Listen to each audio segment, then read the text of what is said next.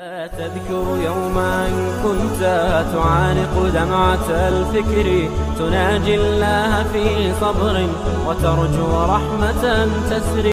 جب اللہ ہمارا الہ ہے، معبود ہے، ہم اس کی عبادت کرنا چاہتے ہیں تو ہمیں نظر و نیاز ساری چیزیں اپنے الہ کے لیے کرنی چاہیے. یہ جو مولوی حضرات ہیں انہوں نے لوگوں کو داتا بنا کے دیے ہیں، دستگیر بنا کے دیے ہیں، اور ان کے مشکل کشاؤں کی صدائیں لگا رہے ہیں کہ یہ تمہارے مشکل کشا ہیں، یہ تمہارے داتا ہیں، یہ تمہارے دستگیر ہیں. حقیقت میں جو الہ ہے وہی مشکل کشا ہے اور وہی داتا ہے. تو ہم کو چاہیے کہ ہم اپنے الہ کی عبادت کریں اور اس کے سوا کسی کی عبادت نہ کریں. اللہ کے لیے نظر و نیاز اور اپنی خیراتیں اللہ کے لیے کریں. الہ جب وہ ہمارا معبود ہے تو اس کی صفت ہوتی ہے کہ ہم اس کی عبادت کریں اور اس کی اطاعت کریں اور ان کے لیے نظر و نیاز کریں، ان کے لیے خیراتیں کریں اور اس کی رضا ہم طلب کریں. ہمیں اس کی جو ہے رضا چاہیے، ہمیں کسی اور کی رضا نہیں چاہیے. تو کہنے کا مقصد یہ ہے کہ جو انسان چاہتا ہے کہ میں اپنے الہ کی عبادت کروں تو وہ حقیقی الہ ایک ہی ہے، جس کی گواہی اللہ تبارک و تعالیٰ نے قرآن مجید کے اندر دی. فرمایا اللہ لا الہ الا ہوا، اللہ کے سوا کوئی معبود نہیں ہے. الحی القیوم، وہ زندہ ہے اور کائنات کے نظام کو تھامنے والا ہے. لا تاخذہ سنۃ ولا نوم، اور نہ اس سے اونگ آتی ہے اور نہ اس سے نیند. تو کہنے کا مقصد یہ ہے کہ الہ وہ ہے جس کی عبادت کی جائے، اور الہ وہ ہے جو مدد کرے، جو ہماری تکلیف، جو ہمیں کوئی چیز روک دے تو کوئی دینے والا نہیں، اور جو دے تو کوئی لینے والا نہیں. اگر وہ ہمیں رزق دے تو کوئی اس رزق کو چھیننے والا نہیں، اور اگر وہ ہم سے کوئی ہماری روزی تنگ کر دے تو کوئی ہمیں دینے والا نہیں. اللہ کے سوا کوئی دستگیر نہیں، اللہ کے سوا کوئی داتا نہیں. اللہ ہی داتا ہے، اللہ ہی دستگیر ہے، اللہ ہی غریب نواز ہے. اللہ کے سوا کوئی غریب نواز نہیں. یہ لوگوں کو پاگل کرتے ہیں اور مولوی کہتے ہیں کہ بھائی بات یہ ہے کہ آپ جب ڈاکٹر کے پاس جاتے ہو تو پھر ان کے پاس جب آپ جاتے ہو تو وہ بھی تو آپ کی مدد کرتا ہے. تو میرے بھائی ڈاکٹر والی مدد جو ہے وہ معبود والی مدد نہیں ہے. ڈاکٹر کو بھی صحیح دوا لکھنے کی توفیق اللہ دیتا ہے. اللہ اگر دوا میں شفا نکال دے تو دوا شفا نہیں دے سکتی. یہ دوائی لینا ایک سنت کا طریقہ ہے، آپ صلی اللہ علیہ وسلم کا طریقہ ہے یہ دوا لینا. اس کا مقصد یہ نہیں کہ دوا ہمارا معبود ہے یا ڈاکٹر ہمارا معبود ہے. مگر جو انسان اپنے درباروں پر جاتے ہیں جو انہوں نے بنائے ہیں، ان کے سامنے جھکتے ہیں، سجدہ کرتے ہیں، یہ اسلام میں ان کی اجازت نہیں ہے. وہ لوگ کہتے ہیں یہ تعظیمی سجدہ ہے. میرے بھائیو بات یہ ہے کہ تعظیمی سجدہ اس شریعت محمدی کے اندر اب نہیں ہے. آپ صلی اللہ علیہ وسلم نے فرمایا کہ اگر اللہ کے سوا سجدہ جائز ہوتا تو میں حکم کرتا عورت کو کہ وہ اپنے شوہر کے لیے کرے. تو کہنے کا مقصد یہ ہے کہ عبادت صرف اللہ کی، وہ سجدے کی صورت میں ہو، رکوع کے صورت میں ہو، کوئی بھی صورت ہے. نماز کی دیکھو نماز میں عبادت کرتے، نماز ہمارے تکبیر تحریمہ سے لے کر سلام تک نماز ہے. جتنی بھی اس کے اندر عبادت کے جتنے بھی طریقے ہیں، مثلا ہم قیام کرتے ہیں، ہم تعظیم کرتے ہیں، ہم قرآن پڑھتے ہیں، یہ رکوع کرتے ہیں، سجدہ کرتے ہیں، سکون اختیار کرتے ہیں، اپنے مالک کے سامنے کھڑے ہو جاتے ہیں، تو یہ ساری چیزیں عبادت ہیں. نماز فاتحہ تکبیر تحریمہ سے لے کر سلام تک نماز جو ہے عبادت ہے. تو فاتحہ تکبیر تحریمہ سے لے کر سلام تک جتنی بھی حالت ہے نماز کی، ساری عبادت کی حالت ہے. تو اس حالت، اس حیت کسی کے لیے اور کسی کے لیے جائز نہیں، تو صرف اللہ کے لیے. تو الہ ہم تب اس سے مانیں گے جب ہم اس کے لیے عبادت کریں. میں نے پہلے بتایا کہ ربوبیت پر میں نے آپ کو سمجھایا کہ ربوبیت کس کو کہتے ہیں. تو جب ربوبیت خدا کی ثابت ہو جاتی ہے تو پھر ربوبیت خود الوہیت کو ثابت کرتی ہے. تو جو رب ہے اس کی عبادت کی جائے. تو کہنے کا مقصد یہ ہے کہ ہم اس کی عبادت کریں جو ہمارا معبود ہے، اور وہی ہمارا رازق ہے، وہی ہمیں پیدا کرنے والا ہے. تو لہٰذا اس کی عبادت کی جائے گی. تو اللہ پاک نے قرآن مجید کے اندر ارشاد فرمایا کہ اللہ لا الہ الا هو الحی القیوم لا تاخذہ سنۃ ولا نوم۔ اللہ نے فرمایا کہ اللہ کے سوا کوئی معبود نہیں ہے، الحی القیوم، وہ زندہ ہے اور کائنات کے نظام کو تھامنے والا ہے، نہ اسے اونگ آتی ہے اور نہ نیند۔ تو کہنے کا مقصد یہ ہے کہ معبود کی صفت یہ ہونی چاہیے کہ جس کو نہ نیند آئے نہ وہ سو جائے، نیند تو اپنی جگہ پر، جس کو اونگ بھی نہیں آتی۔ تو کہنے کا مقصد یہ ہے کہ جن کو یہ اللہ کے سوا پکار رہے ہیں ان کے بارے میں قرآن بالکل نفی بیان کرتا ہے کہ جو مخلوق ہے وہ الہ نہیں ہے۔ اس کا تذکرہ بھی انشاءاللہ ہم آگے چل کے کریں گے۔ تو اللہ رب العالمین نے سورہ بقرہ آیت نمبر 255 کے اندر ارشاد فرمایا کہ اللہ کے سوا کوئی معبود نہیں، وہ زندہ ہے، کائنات کے نظام کو تھامنے والا ہے اور نہ اسے اونگ آتی ہے اور نہ نیند۔ تو معبود کی صفت یہ ہونی چاہیے کہ جس کے سوا کوئی الہ نہ ہو، جس کے سوا کوئی مددگار نہ ہو، جس کے سوا کوئی معبود نہ ہو، جس کے سوا کوئی مشکل کو ٹالنے والا نہ ہو، جس کے سوا کوئی ہمدرد نہ ہو، جس کے سوا کوئی رحم کرنے والا، جیسا اس کا رحم ہے ایسا رحم کرنے والا اور کوئی نہ، اور وہ ایسا معبود ہے جس سے بندہ ڈرتا ہے۔ یہ خوف کسی مخلوق سے نہ رکھی جائے اور نہ اللہ والی محبت کسی سے کی جائے، یہ سب عبادات کے اندر ہیں۔ تو ہم کو اللہ کی عبادت کرنی چاہیے۔ تو اللہ تبارک و تعالیٰ نے اپنی صفت بیان کی کہ معبود اس سے کہا جاتا ہے جسے نیند نہ آئے۔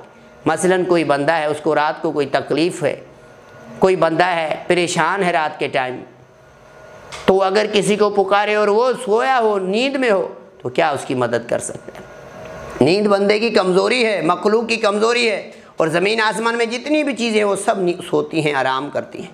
آپ صلی اللہ علیہ وآلہ وسلم بھی آرام کرتے تھے، لوگوں نے اس کو بھی اللہ کا جو ہے حصہ بنا دیا، انہوں نے بھی اس کو مشکل کشا بنا دیا۔ کچھ لوگوں نے اس کی عبادت کرنا شروع کر دی۔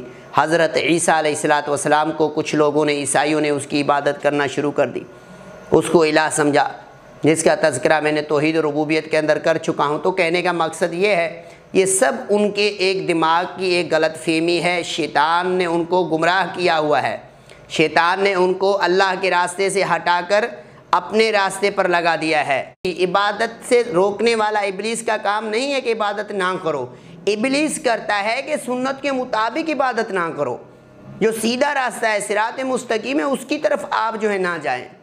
تو کہنے کا مقصد ہے کہ اللہ تبارک و تعالیٰ نے اپنے الہ ہونے کے ساتھ اپنی صفت بیان کی کہ نہ مجھے اونگ آتی ہے اور نہ نیند، تو لہٰذا یہ صفت بھی اللہ نے اپنے پاس کر دی اور اپنی صفت بیان کی۔ تو کہنے کا مقصد ہے اللہ کے سوا کوئی معبود نہیں ہے، اللہ کے سوا کوئی حقیقی معبود نہیں ہے، اور اللہ رب العالمین نے فرمایا کہ وہ زندہ ہے، حی القیوم ہے، اور سارے نظام، کائنات کے نظام کو تھامنے والا ہے، اور نہ اسے اونگ آتی ہے اور نہ نیند۔ حضرت موسیٰ علیہ السلام کی قوم نے ان سے مطالبہ کیا کہ اے موسیٰ ہمارے لیے معبود بنا، ہمارے لیے بت بنا کہ ہم اس کی عبادت کریں۔ تو حضرت موسیٰ علیہ السلام نے فرمایا اغیر اللہ ابغیکم الہ وہو فضلکم علی العالمین، کیا میں اللہ کے سوا تمہارے لیے اور معبود تلاش کروں؟ اور اس نے تمہیں فضیلت دی عالمین پر، یعنی انہیں اللہ رب العالمین کا وہ فضل اور قرب یاد دلایا، اس پر حجت کرنے کے لیے۔ اے بنی اسرائیلو، تم اس مہربان رب کے سوا بھی معبود چاہتے ہو جس نے تمہیں فرعون سے نجات دی، اس فرعون سے جو تم پر ظلم کرتا تھا، جو تمہارے بیٹوں کو قتل کرتا تھا، تمہاری لڑکیوں کو زندہ چھوڑ دیتا تھا۔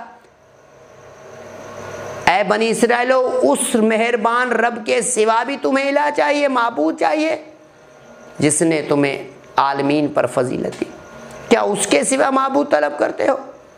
تو میرے بھائیو، بات یہ ہے کہ ایسے فضل اللہ کے جو بنی اسرائیل پر تھے کہ موسیٰ نے انہیں فضیلت میں ذکر کیا، فرمایا کہ اے بنی اسرائیلو، کیا میں اللہ کے سوا تمہارے لیے اور معبود تلاش کروں؟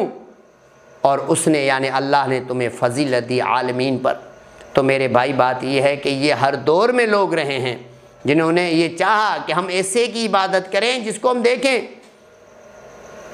جس کو محسوس کریں۔ شیطان نے ان کو یہ بہکا دیا، کیا تم ان کی عبادت کرتے ہو جو نظر ہی نہیں آتا؟ تو بہت ساری ایسی چیزیں ہیں جو ہمیں نظر نہیں آتی مگر ہم پھر بھی ان کو تسلیم کرتے ہیں۔ تو میرے بھائی بات یہ ہے کہ ہمیں اللہ کی عبادت کرنی چاہیے، لہٰذا وہ ہمارا معبود ہے، اور جو معبود ہے عبادت کے لائق بھی وہی ہے، تو ہم کو اس کی عبادت کرنی چاہیے۔ اللہ رب العالمین وہ کریم رب ہے جو ہمیں روک لے کوئی چیز تو ہمیں کوئی دینے والا نہیں۔ حضرت یونس علیہ السلام کا تذکرہ بھی قرآن مجید کے اندر آیا ہے۔ اللہ رب العالمین نے حضرت یونس علیہ السلام کا بھی تذکرہ کیا سورہ انبیاء کے اندر، آیت نمبر 86 کے اندر، کہ جب وہ مچھلی کے پیٹ کے اندر تھے ارشاد فرمایا، اللہ رب العالمین کو پکارا، فرمایا لا الہ الا انت سبحانک انی کنت من الظالمین، فرمایا اے میرے پروردگار تیرے سوا کوئی معبود برحق نہیں، تو پاک ہے، یقیناً میں ہی قصورداروں میں سے ہوں۔ فرمایا کہ اے میرے اللہ تمہارے سوا کوئی معبود نہیں، تو اس اندھیروں سے بھی اللہ رب العالمین نے اسے نجات دی۔ اس سے پتہ چلا کہ جو مدد کرنے کی صلاحیت اور طاقت اور قوت رکھتا ہے اللہ کے سوا کوئی نہیں ہے۔ جب ہم یہ دنیا میں ہیں، اور وہ تو بھائی پتہ نہیں کس کس اندھیروں میں تھے، وہ دنیا کا اندھیرا، اس کے اندر مچھلی جو پانی کے اندر ہے پانی کا اندھیرا، پھر اس مچھلی کے اندر اس کا جو پیٹ ہے اس پیٹ کا اندھیرا، یہ سارے اندھیروں کے اندر تھے۔ ادھر سے پکارا اللہ رب العالمین کو، لا الہ الا انت سبحانک انی کنت من الظالمین، ارشاد فرمایا کہ اے اللہ تیرے سوا کوئی معبود برحق نہیں ہے، اے میرے رب تو پاک ہے، اے رب تو پاک ہے، اور بے شک میں ہی قصورداروں میں سے ہوں، قصور والوں میں سے ہوں، اے اللہ مجھے بخش دے۔ اللہ رب العالمین نے اس سے مچھلی کے پیٹ سے بھی نجات دی۔ تو کہنے کا مقصد یہ ہے کہ جو ہمارا معبود ہے ہمیں اس کی عبادت کرنی چاہیے، لہٰذا اس کے سوا جو جس کی عبادت کرتا ہے، نظر و نیاز کرتا ہے، خیرات کرتا ہے، دوسرے سامنے جھکتا ہے، اور یہ سارے معاملات اللہ کو چھوڑ کر کسی اور کے لیے کرتا ہے، تو یہ اللہ کی عبادت توحید الوہیت میں شرک کرتا ہے۔ تو لہٰذا ہم کو اللہ کی عبادت کرنی چاہیے، وہ ہمارا معبود ہے اور اس کے سوا ہمارا کوئی معبود نہیں۔ اور آپ صلی اللہ علیہ وآلہ وسلم بھی اس بات کی توحید الوہیت کی ہر وقت گواہی دیتے تھے۔ صحیح بخاری شریف کی روایت حدیث نمبر 831 کے اندر ارشاد فرمایا، آپ صلی اللہ علیہ وسلم جب بھی تشھد میں بیٹھتے تھے ان لفظوں کے ساتھ اللہ رب العالمین کی حمد ثنا بیان کرتے تھے، فرماتے تھے اشہد ان لا الہ الا اللہ وحدہ لا شریک لہ۔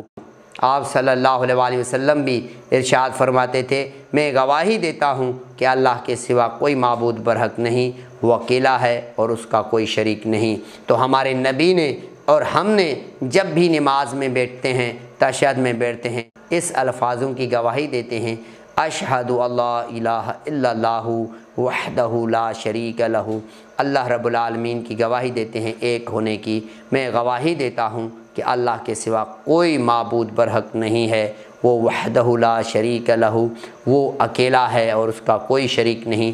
جب ہم یہ گواہی نماز میں بھی دیتے کہ ہم نماز پڑھتے ہیں، تشہد میں بیٹھتے ہیں تو اللہ کی عبادت کرتے ہیں، باہر نکلتے ہیں تو شرک کرتے ہیں، نماز میں بیٹھتے ہیں تو کرتے ہیں ایاک نعبد و ایاک نستعین، ہم تمہاری ہی عبادت کرتے ہیں اور تجھ ہی سے مدد مانگتے ہیں، اور جب باہر نکلیں تو اس کے سامنے جھک گئے، اس کے سامنے جھک گئے۔ تو میرے بھائی بات یہ ہے کہ ہر دم ہر وقت ہمیں اپنے رب کی عبادت کرنی چاہیے۔